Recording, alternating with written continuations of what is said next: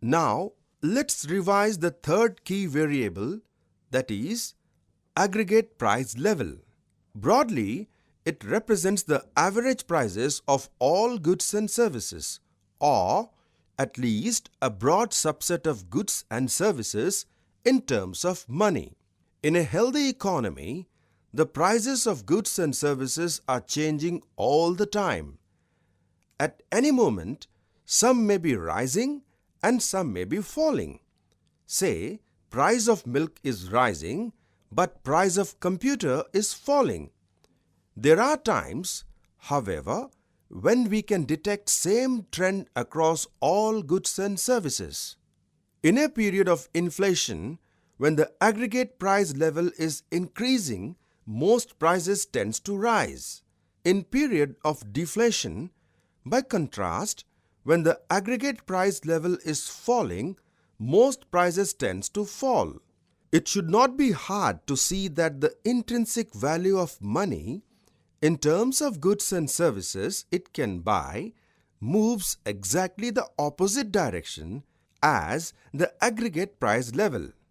When the price level raises, the value of money falls.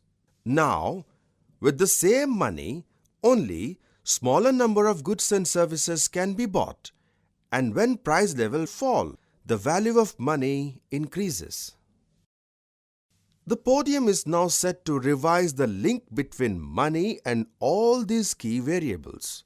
When the money supply rises, the result will be fall in interest rate, exchange rate, because of increase in availability of money. Increase in money supply will result in increase in aggregate price level because of positive push on aggregate demand. There is very intuitive link between all the three variables and money. As the money supply increase, first of all, interest rate will fall, which will result in increase in consumption, investment and more demand for foreign goods and services. Because of that, aggregate demand get a positive push, and since supply can't be increased in such a less time, aggregate prices increases. Let's also look at the exchange rate. When the interest rates are low, foreigners are least interested in buying bonds in domestic country. As a result, they will liquidate their investment, which will result in more supply of money and hence depreciation in its value.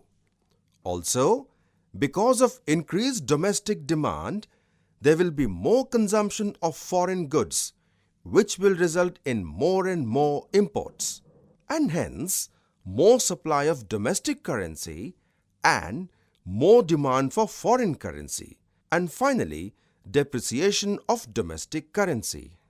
The link between money and inflation as described above is the key to understand the nominal versus real variables. The nominal variables in general capture values which have the inflation effect factored in. The real variables, on the other hand, capture the variables after excluding the padding owing to inflation in the variable.